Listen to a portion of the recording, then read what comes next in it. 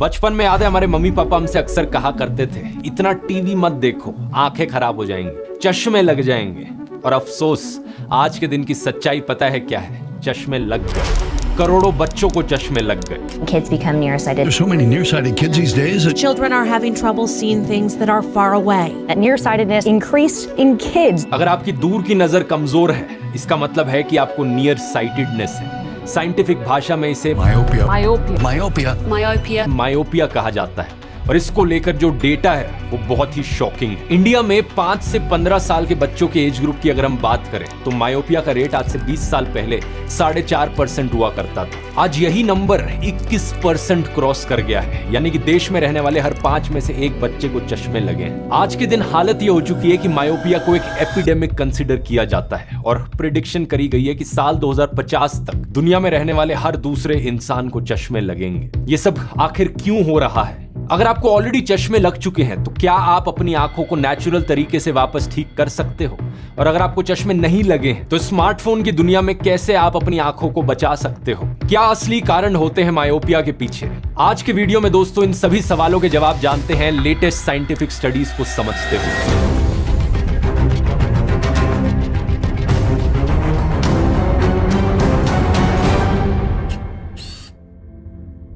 इस पूरे मुद्दे को गहराई से समझने के लिए पहले हमें समझना होगा दोस्तों कि इंसानों की आंखें काम कैसे करती हैं। यहाँ स्क्रीन पर आप एक बड़ा सिंपल सा डायग्राम देख सकते हो आंख का। एक ह्यूमन आई बेसिकली एक कॉन्वेक्स लेंस की तरह काम करती है। स्कूल में कॉन्वेक्स लेंसेज के बारे में तो पढ़ा ही होगा आपने। ये वो लेंसेज होते हैं जो आने वाली लाइट रेज को एक पॉइंट पर कॉन्वर्ज कर देते हैं। एक फोकस पॉइंट पर सारी लाइट रेज इकट्ठी हो जाती है लेंस से पास होने के बाद। एक नॉर्मल इंसान की आंख में जो ये फोकल पॉइंट होता है, ये आंख का बैक वाला हिस्सा होता है जिसे रेटिना कहा जाता है। अगर आपकी आंखें सही तरीके से काम कर रही हैं तो जो भी लाइट आपकी आंखों के अंदर आती है वो सबसे पहले कॉर्निया पर लगती है जो आउटर मोस्ट लेयर है, फिर प्यूपिल के थ्रू होती हुई वो एक लेंस के थ्रू जाती है जो इंसानों की आंखों के अंदर एक लेंस है। इसी रेटिना से एक ऑप्टिक नर्व कनेक्टेड होती है जो हमारे ब्रेन तक सिग्नल्स पहुंचाती है जिसकी मदद से हम एक्चुअली में देख सकते हैं। अब एक इंटरेस्टिंग फैक्ट यहाँ पर यह है कि आपको लगेगा कि लाइट रेस को बेंड करने का काम हमारे आंखों के अंदर मौजूद ये लेंस कर रही है, लेकिन लेंस से भी ज्यादा काम हमारा कॉर्निया कर रहा है एक्चुअली में। करीब 70% लाइट की बेंडिंग जो हमारी आंखों में होती है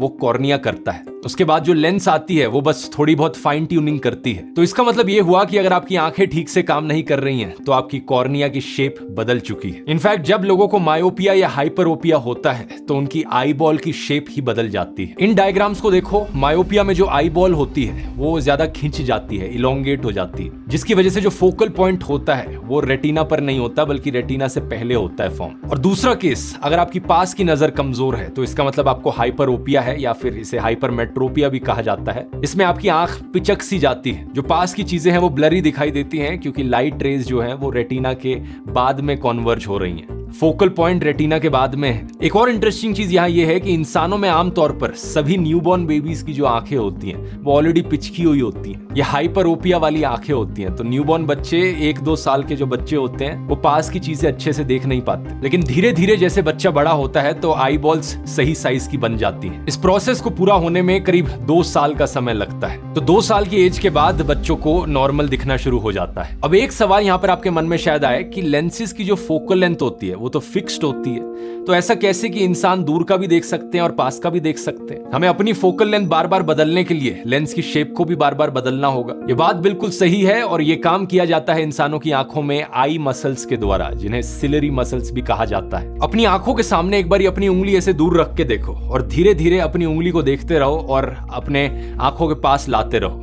आप देखोगे कि कैसे आपकी आंखें पास पास पास फोकस किए जा रही हैं और आपकी जो आई मसल्स है वो और ज्यादा स्ट्रेस में है। आपको फील होगा कि आंखों पर ज्यादा स्ट्रेस पड़ रहा है जैसे ही आप जितना ज्यादा पास देखना चाह रहे हो, क्योंकि सिलरी मसल्स कॉन्ट्रैक्ट करती हैं पास की चीजें देखने के लिए। सिलरी मसल्स के कॉन्ट्रैक्शन से लेंस की शेप बदल जाती है। जब आप पास की चीजें देखते हो जो लेंस है वो ज्यादा राउंड बन जाती है, और जब आप दूर की चीजें देखते हो तो सिलरी मसल्स रिलैक्स्ड हो जाती हैं ताकि लेंस की शेप और फ्लैटन आउट हो सके। आंखों की इस एबिलिटी को अकोमोडेशन कहा जाता है, लेकिन ऑब्वियसली सिलरी मसल्स की अपनी एक लिमिट है। एक लिमिट से ज्यादा वो लेंस की शेप चेंज नहीं कर सकती, और जब लोगों की आई बॉल की शेप मायोपिया की वजह से वैसे ही इलोंगेट हो जाती है तो सिलरी मसल्स वहां ज्यादा मदद कर नहीं सकती। लेकिन सवाल यहां पर यह कि लोगों को मायोपिया होता ही क्यों है, कुछ लोगों की आई बॉल की शेप क्यों इलोंगेट हो जाती है और कुछ लोगों की नहीं होती। यहां पर 3 अलग अलग थ्योरीज हैं। पहली थ्योरी है नियर वर्क थ्योरी। कुछ साइंटिस्ट ने कहा कि जितना ज्यादा समय हम बिताएंगे पास की चीजों को देखने में, उतना ही ज्यादा हमारी आंखों पर स्ट्रेन पड़ेगा,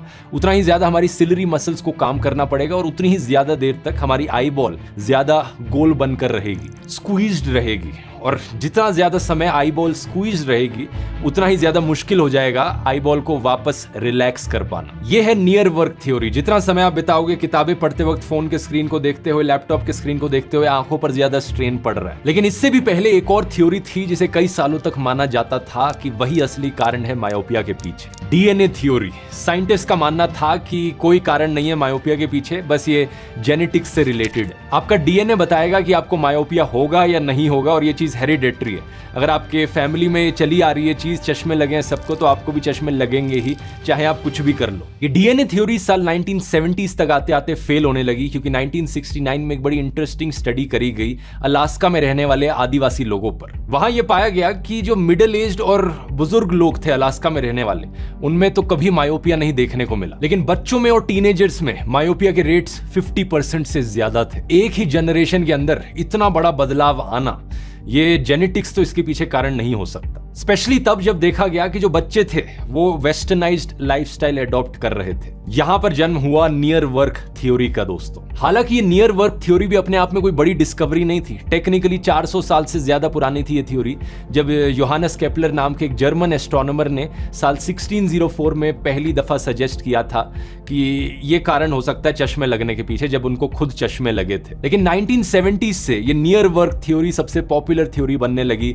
साइंटिस्ट के बीच में। ऐसा देखा जाने लगा कि जितने ज्यादा पढ़ाकू लोग हैं, जितनी एकेडमिक एक पॉपुलेशन है, उतने ही ज्यादा चश्मे उन लोगों में देखने को मिलते हैं। हिस्टोरिकली भी ब्रिटिश डॉक्टर्स ने इस चीज को ऑब्जर्व किया था कि ऑक्सफोर्ड यूनिवर्सिटी में पढ़ने वाले जो स्टूडेंट्स थे, उनमें कहीं ज्यादा मायोपिया के केसेस देखने को मिल रहे हैं as compare to military recruits जो थे, जो लोग आर्मी में भर्ती थे। एक लेट 19th सेंचुरी की हैंडबुक में यह भी सजेस्ट किया गया था कि अगर मायोपिया को आपको ट्रीट करना है तो आपको हवा बदलने की जरूरत है, एक सी वोयाज लेने की जरूरत है। तो आज के दिन इसी नियर वर्क थ्योरी को एक्सटेंड किया जा सकता है स्मार्टफोन्स, टैबलेट्स और कंप्यूटर्स पर। वही चीज जो हमारे पेरेंट्स कहा करते थे, इतना ज्यादा टीवी मत देखो, आंखें खराब हो जाएंगी, पास बैठकर टीवी मत देखो, आंखें खराब हो जाएंगी। क्या ये चीज सच थी? नियर वर्क थ्योरी एक अच्छी एक्सप्लेनेशन है, लेकिन इसे प्रूफ कर पाना काफी मुश्किल रहा है। इनफैक्ट कई लेटेस्ट साइंटिफिक स्टडीज ने इस थ्योरी में भी लूप होल्स पाए हैं। 2008 में कंडक्ट करी गई ये वाली ऑस्ट्रेलियन स्टडी ने यह पाया कि एक्चुअली में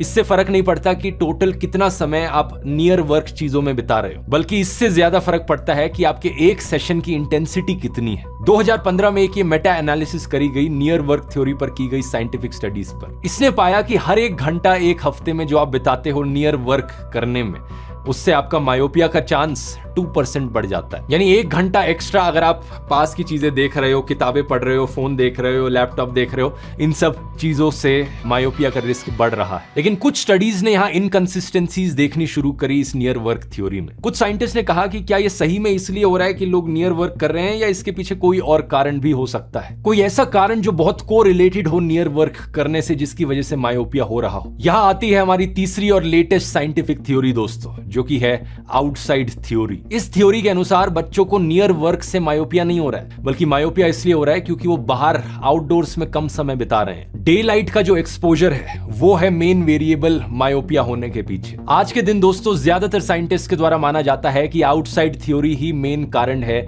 मायोपिया होने के पीछे। 2007 में एक बहुत बड़ी स्टडी करी गई थी कैलिफोर्निया में रहने वाले बच्चों पर, जिसने पाया कि एक्चुअली में बच्चे जब बाहर रहते हैं, आउटडोर्स में रहते हैं, उससे मायोपिया होने का रिस्क बहुत कम हो जाता है। अगले साल 2008 में सिडनी में एक स्टडी करी गई 4000 से ज्यादा बच्चों पर। 3 सालों तक इस स्टडी में बच्चों को ऑब्जर्व किया गया, वेरिएबल्स देखे गए कि वो कितना बाहर खेल रहे हैं, बाहर क्या कर रहे हैं, अंदर हैं कितना नियर वर्क कर रहे हैं, और सेम कंक्लूजन रीच हुआ। बाहर रहकर बच्चे किन एक्टिविटीज में पार्टिसिपेट कर रहे हैं, क्या वो स्पोर्ट्स खेल रहे हैं, वॉक करने जा रहे हैं, पिकनिक मना रहे हैं, या सिर्फ बाहर टहल रहे हैं, इससे फर्क नहीं पड़ता। फर्क बस इससे पड़ता है कि बाहर रहना जरूरी है। इस थ्योरी ने इस चीज को भी प्रूव किया कि मायोपिया को अक्सर एक डिजीज ऑफ एफ्लुएंस क्यों कहा जाता है। एक ऐसी बीमारी है जो अमीर देशों में ज्यादा देखने को मिलती है, गरीब देशों में कम। जब इकोनॉमिक ग्रोथ होती है, बच्चे ज्यादा पढ़ाई करने लगते हैं, लोग ज्यादा कंप्यूटर पर काम करने लगते हैं, लोग आउटडोर्स में कम समय बिताते हैं, तो मायोपिया ज्यादा देखने को मिलता है। जानवरों पर भी कई स्टडीज करी गई ये पता करने के लिए कि आंखों में एक्चुअली हो क्या रहा है। जब हम बाहर समय बिताते हैं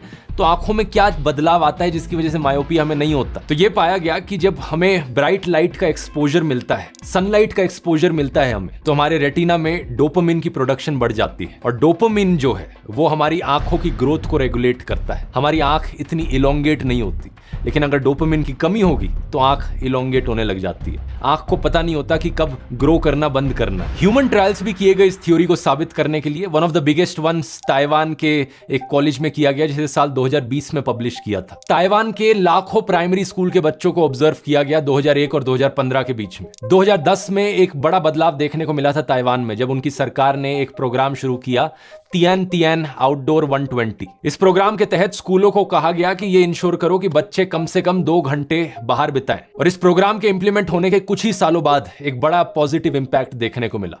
2012 में मायोपिया के रेट्स ताइवान में 49.4% थे इन बच्चों में, और 2015 तक मायोपिया के रेट्स गिरकर 46.1% हो चुके थे। यानी बच्चों ने सिर्फ 2 घंटे बाहर समय बिताया हर दिन, और इसी से ही चश्मे लगने कम हो गए। एग्जैक्टली यहां पर कितनी डे लाइट की जरूरत है जिससे रेटिना में डोपामिन प्रोडक्शन बढ़ती है, ये चीज अभी भी अनक्लियर है। लेकिन 10,000 लक्स की जो ब्राइटनेस है, इसे एक अच्छा बेंचमार्क कंसीडर किया जाता है। लक्स जो है वो इल्यूमिनेंस की एक यूनिट है। कितनी रोशनी है एक जगह पर, उसे लक्स में मेजर किया जाता है। अगर आप किसी दिन बाहर निकलो, जिस दिन अच्छी खासी धूप निकली हो, लेकिन सिर्फ छांव में बैठे हो आप, तब भी बड़ी आसानी से 10,000 लक्स की ब्राइटनेस हो जाती है। ट्रॉपिकल देशों में जहां डायरेक्ट सनलाइट होती है, वहां पर बड़ी आसानी से 1 लाख लक्स की ब्राइटनेस देखने को मिलती है। लेकिन अगर आप इंडोर्स में रहते हो, चाहे आपने सारी खिड़की दरवाजे खोल भी रखे हो, लेकिन घर के अंदर बैठे हो, आप किसी भी बिल्डिंग के अंदर बैठे हो, तो 1000 लक्स की ब्राइटनेस भी पार नहीं हो पाती। अब आप में से कुछ लोग सोचो शायद कि हम आर्टिफिशियली अगर इतनी लाइटें लगा दें कमरे के अंदर, क्लासरूम्स के अंदर, कि 10,000 लक्स की ब्राइटनेस रीच हो पाए, तो उससे असर पड़ेगा क्या? बिल्कुल पड़ेगा, लेकिन 10,000 लक्स की ब्राइटनेस एक कमरे के अंदर लगाना बहुत ही मुश्किल है। इतनी लाइटें लगानी पड़ेंगी आपको कमरे के अंदर, और इतनी हीट प्रोड्यूस होगी उन लाइटों से कि स्पेशल एयर कंडीशनर्स की जरूरत पड़ेगी कमरे को कूल रखने के लिए। और उतनी ब्राइटनेस में एक्चुअली में काम कर पाना ढंग से आसान नहीं होता। तो इसलिए बेहतर यही है कि बाहर निकलो। और अगर आप उन लोगों में से हो जिन्हें लगता है कि यार मैं बाहर जाना तो चाहता हूं, लेकिन टाइम ही नहीं मिल पाता पढ़ाई और काम के बीच में, तो मैं कहूंगा मेरा टाइम मैनेजमेंट कोर्स लेकर देखो। इस कोर्स की खास बात यह है कि मैं हैप्पीनेस पर बहुत फोकस करता हूं इसमें। रोज सुबह 5 बजे उठना, 12-12 घंटे तक काम करना, मैं इस हसल कल्चर के एडवाइस के बिल्कुल खिलाफ हूं। इसलिए इस कोर्स में आप ना सिर्फ अपनी प्रोडक्टिविटी बढ़ाना सीखोगे, बल्कि जिंदगी के साथ अपनी लॉन्ग टर्म सेटिस्फैक्शन भी बढ़ाना सीखोगे। कोर्स में जो स्टेप बाय स्टेप टेक्निक्स मैंने सिखाई हैं, उनका मैं खुद अपनी जिंदगी में इस्तेमाल करता हूं, जिसकी वजह से मैं इतने सारे वीडियोस आपको दे पाता हूं, साथ साथ दुनिया ट्रैवल करते हो। अभी तक जिन भी लोगों ने कोर्स लिया उन्हें ये बहुत ही लाइफ चेंजिंग लगा है। स्क्रीन पर कुछ रिव्यूज देख सकते हो। और आपने अगर अभी तक ज्वाइन नहीं किया है तो जरूर ज्वाइन करके देखिए, एक जबरदस्त ट्रांसफॉर्मेशन देखेंगे आप अपनी लाइफ में। कूपन कोड इस्तेमाल कीजिए I40 40% ऑफ पाने के लिए। इसका लिंक नीचे डिस्क्रिप्शन में मिल जाएगा, या इस QR कोड को भी आप स्कैन कर सकते हैं। और बस खरीदने से पहले एक चीज याद रखना कि पूरा कोर्स इंग्लिश लैंग्वेज में है, हिंदी में नहीं है। अब अपने टॉपिक पर वापस आते हैं। अच्छा, एक चीज मैं यहाँ पर यह भी कहना चाहूंगा कि मायोपिया कोई मजाक में लेने वाली प्रॉब्लम नहीं है। हो सकता है आप में से कुछ लोगों को लग रहा हो यार कौन सी बड़ी चीज है, चश्मे ही तो लगने हैं, चश्मे लगाकर सब ठीक हो जाएगा। लेकिन लेटेस्ट साइंटिफिक स्टडीज ने पाया है कि मायोपिया और ब्लाइंडनेस के बीच में भी एक सिग्निफिकेंट कोरिलेशन है। इन्वेस्टिगेटिव ऑप्थेल्मोलॉजी और विजुअल साइंस जर्नल में पब्लिश की गई नवंबर 2020 की एक स्टडी ने प्रिडिक्ट किया कि 2050 तक 10% पॉपुलेशन को दुनिया भर में हाई ग्रेड मायोपिया होगा। हाई ग्रेड मायोपिया का मतलब है अगर आपके चश्मे का नंबर -6 या उससे कम है, तो जितना ज्यादा आपके चश्मे का नंबर है उतनी ही ज्यादा आपकी आंख इलोंगेटेड। और हाई ग्रेड मायोपिया होने का मतलब है कि फ्यूचर में आपके अंधे होने का रिस्क बढ़ जाता है। ऐसा इसलिए क्योंकि जो रेटिना है वो एक फाइनाइट अमाउंट में मौजूद है आंख में। लेकिन अगर आंख और ग्रो करती रही और इलोंगेट होती रही, तो ये ऐसा हो गया कि मान लो आपके पास जो ब्रेड पर बटर लगाते हो, बटर की संख्या उतनी ही है, लेकिन ब्रेड और बड़ी होती जा रही है, तो आपको बटर को और पतला करके स्प्रेड आउट करते रहना पड़ेगा ब्रेड पर। रेटिना को भी और पतला होकर स्प्रेड आउट होते रहना पड़ेगा आंख के उस एरिया पर। वर्स्ट केस सिनेरियो यहां पर यह है कि रेटिना इतना पतला हो जाए कि वो लिटरली फटने लगे, और रेटिना फट गया तो इसे रेटिनल टीयर कहा जाता है, और फट कर अगर ये बाहर ही निकल गया बिल्कुल तो उसे रेटिनल डिटैचमेंट कहा जाता है, और ऐसे केस में आप अंधे हो जाओगे। 2019 में पब्लिश की गई एक स्टडी ने बताया कि हर एक डायोप्टर से जब आपके चश्मे का नंबर बढ़ता है, आपको मायोपिक मैक्युलोपैथी होने का रिस्क 67% से बढ़ जाता है। ये एक और अनट्रीटेबल कंडीशन है जिससे आप अंधे हो सकते हो। और इतना ही नहीं, मायोपिक आंखों में और बाकी बीमारियां होने के चांसेस भी बढ़ते हैं, जैसे कि ग्लाउकोमा। 2019 में अमेरिकन एकेडमी ऑफ ऑप्थेल्मोलॉजी ने एक टास्क फोर्स बिठाई थी ताकि लोग मायोपिया को एक ग्लोबल हेल्थ प्रॉब्लम की तरह देखने लगे। लेकिन इसके एक ही साल बाद कोविड-19 का पैंडेमिक आ गया, जहां पर लॉकडाउन्स हुए दुनिया भर में, लोगों को घर के अंदर रहने को फोर्स किया गया और इससे हालत बद से बदतर हो गई। चाइना में की गई एक स्टडी ने बच्चों में मायोपिया रेट्स को कंपेयर किया पैंडेमिक से पहले और पैंडेमिक के बाद। 2015 से 19 तक का जो समय था उसमें पाया गया कि 6 साल के बच्चों में चाइना में मायोपिया के रेट्स 5.7% पर थे। लेकिन जून 2020 में 5 महीने तक लॉकडाउन में रहने के बाद बच्चों में मायोपिया के रेट्स देखे गए तो वो 21.5% पर थे। इमेजिन करो, 6 साल के बच्चों में भी हर 5 में से एक बच्चे को चश्मे लग गए। घर के अंदर बंद रहना, बाहर आउटडोर्स में सिर्फ 5 महीने तक ना जाना, उससे ये हो सकता है। चाइना के लिए ये चीज एक नेशनल सिक्योरिटी की प्रॉब्लम बन चुकी है, क्योंकि जब एयरफोर्स में आपको भर्ती होना होता है, पायलट बनना होता है, तो आपकी आंखें बिल्कुल ठीक होनी चाहिए। लेकिन अगर 90% बच्चों को चश्मे लगेंगे तो कहां से एयरफोर्स के लिए पायलट मिलेंगे उन्हें। इंडिया में भी हालत बड़ी तेजी से बिगड़ रही है। जो डेटा मैंने आपको वीडियो के शुरू में बताया था वो 2021 की स्टडी पर बेस्ड था। 5 to 15 ईयर ओल्ड का जो एज ग्रुप है अर्बन बच्चों का, साल 1999 में 4.44% को मायोपिया था, लेकिन 2019 तक 21.15% बच्चों को मायोपिया हुआ। और इसी स्टडी ने प्रिडिक्ट किया है कि 2050 तक 48.14% बच्चों को इंडिया में मायोपिया होगा, यानी शहरों में रहने वाले हर 2 में से 1 बच्चे को चश्मे लगेंगे। तो जब बात सॉल्यूशंस की आती है तो तीनों थ्योरीज को हमें यहाँ पर अकाउंट में लेना चाहिए। ऐसा नहीं है कि डीएनए वाली थ्योरी कंप्लीटली गलत है। कुछ लोगों में मायोपिया एक्चुअली में जेनेटिक रीजंस की वजह से ही होता है, और ये बात भी सच है कि अगर आपके पेरेंट्स को मायोपिया है तो आपके मायोपिया होने के चांसेस भी बढ़ जाते हैं। लेकिन आउटसाइड वाली थ्योरी सबसे इंपॉर्टेंट थ्योरी है, उससे सबसे ज्यादा असर पड़ता है। उसके बाद नियर वर्क वाली थ्योरी, और फिर आती है जेनेटिक्स। अब हमारी जेनेटिक्स हमारे कंट्रोल के बाहर है, तो उसको लेकर तो हम कुछ कर नहीं सकते। तो जो भी हम अपनी आंखों को बचाने के लिए कर सकते हैं वो इन बाकी 2 थ्योरीज से रिलेटेड है। हमें प्रिवेंटेटिव मेजर्स लेने चाहिए इन दोनों थ्योरीज को अकाउंट में लेते हुए। पहला, ज्यादा से ज्यादा बाहर निकलो, डे लाइट में, धूप में समय बिताओ। हालांकि जब आप ऐसा करो तो सनस्क्रीन लगाना मत भूलना, क्योंकि सनलाइट का स्किन पर एक बुरा असर पड़ता है, जिससे स्किन कैंसर के चांसेस बढ़ जाते हैं। और दूसरा, अपने नियर वर्क की इंटेंसिटी को कम करने की कोशिश करो। ज्यादा फिजिकल एक्टिविटी करो, स्पोर्ट्स खेलो, क्योंकि स्पोर्ट्स का एक इनडायरेक्ट असर पड़ता है आपकी आंखों पर। जैसे कि टेबल टेनिस जैसा स्पोर्ट भी हुआ, बैडमिंटन जैसा स्पोर्ट हुआ, वहां पर आपकी आंखें दूर पर फोकस करती हैं, फिर पास पर फोकस करती हैं जब बॉल या शटल पास आती है, तो इससे आपकी आंखों को रिलैक्स होने का अच्छा मौका मिल पाता है। आंखें हमेशा स्ट्रेन में नहीं रहती फोन पर जब आप देखते हो, किताबें जब आप पढ़ते हो। तो ये जो सॉल्यूशंस मैं आपको बता रहा हूं, ये बाकी कई देशों ने ऑलरेडी इंप्लीमेंट भी करने शुरू कर दिए हैं। साल 2018 में जी जिनपिंग ने कहा था कि चाइना के लिए चाइल्डहुड मायोपिया को कंट्रोल करना एक नेशनल प्रायोरिटी बन चुकी है। 2021 में चाइना ने वीडियो गेम्स की इंडस्ट्री पर और प्राइवेट ट्यूटरिंग पर क्रैकडाउन करना शुरू किया। 6 और 7 साल के बच्चों के लिए अब रिटन एग्जाम्स को खत्म कर दिया गया है चाइना में। कुछ स्कूलों ने तो अपने डेस्क पर एक मेटल के बार्स भी लगा दिए ताकि बच्चे अपना किताबों में लिखते समय, किताबों में पढ़ते समय ज्यादा पास से ना देखें किताबों को। इसके अलावा वीडियो गेम्स के प्लेइंग टाइम पर रिस्ट्रिक्शंस लगाई गई हैं और फिजिकल एक्टिविटीज को प्रमोट किया गया है। 2019 में सिंगापुर की सरकार ने भी कई ऐसे कदम उठाए। इनकी मिनिस्ट्री ऑफ एजुकेशन ने 3rd और 5th क्लास के बच्चों के लिए मिड ईयर एग्जामिनेशंस को खत्म कर दिया ताकि बच्चे किताबों में कम बल्कि बाहर खेलते हुए ज्यादा समय बिताएं। प्री स्कूल्स में आउटडोर्स टाइम को डबल किया गया कि कम से कम 1 घंटा एक दिन में बच्चे बाहर खेलें। अच्छा, ये तो सारी हुई प्रिवेंटेटिव मेजर्स।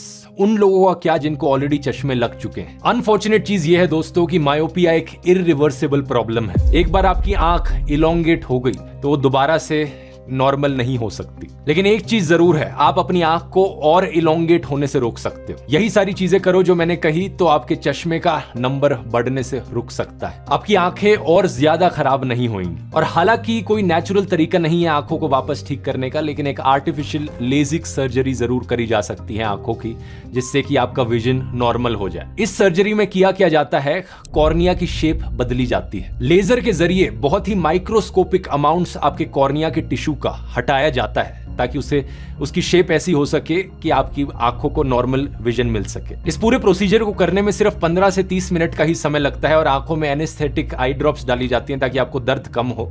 हालांकि कुछ लोगों को इस सर्जरी करने के बाद फिर भी थोड़ा दर्द होता है, लेकिन मोटे मोटे तौर पर कहा जाए तो ये एक सेफ प्रोसीजर है। इसको कराने के बाद आपको चश्मे या कॉन्टैक्ट लेंसेज पहनने की जरूरत नहीं पड़ती, आपकी आंखों का नॉर्मल विजन वापस आ जाता है। हालांकि अगर वो प्रिकॉशनरी मेजर्स नहीं ली जाएंगी तो आंखें वापस खराब हो सकती हैं। इसके अलावा कुछ स्पेशल आई ड्रॉप्स और कुछ स्पेशल लेंसेज भी होती हैं, जिससे बच्चों में मायोपिया के प्रोग्रेशन को स्लो डाउन किया जा सकता है। इन लेंसेज को ऑर्थोकेराटोलॉजी लेंसेज या ऑर्थो के लेंसेज करके पुकारा जाता है। ये रात में पहनने वाली कॉन्टैक्ट लेंसेज हैं, जिससे टेम्परेरली कॉर्निया के जो पेरिफेरल एरियाज हैं वो बेसिकली थिकन हो जाते हैं। लॉन्ग टर्म यूज अगर इसका किया जाए तो इससे डे टाइम में भी विजन इंप्रूव हो सकता है। लेकिन ऑर्थो के लेंसेज आई बॉल के शेप को नहीं बदलती, तो इसके जो इफेक्ट्स हैं वो रिवर्सिबल हैं। इसे लॉन्ग टर्म में यूज करते रहना पड़ेगा अच्छे रिजल्ट्स पाने के लिए। कहा जाता है कि मायोपिया के प्रोग्रेशन को ये ट्रीटमेंट्स अराउंड 50% से धीरे कर सकती हैं, लेकिन ये अभी भी चर्चा का मुद्दा है। ये नई टेक्नोलॉजीज हैं और मेरी राय में पूछो तो बेस्ट तो वही प्रिवेंटेटिव मेजर्स हैं जो मैंने पहले बताए हैं। हमेशा जब भी नियर वर्क आप करें, ब्रेक्स लीजिए, ज्यादा से ज्यादा बाहर समय बिताइए, वीडियो गेम्स पर, कंप्यूटर्स पर कम समय बिताइए। और जब लॉन्ग टर्म में आप ऐसा करेंगे तो आप चश्मों से बच पाएंगे। और अगर आपको चश्मे नहीं लगे हैं तो चश्मों को सॉल्यूशन की तरह मत ट्रीट कीजिए। ये वीडियो पसंद आया तो इतनी ही डिटेल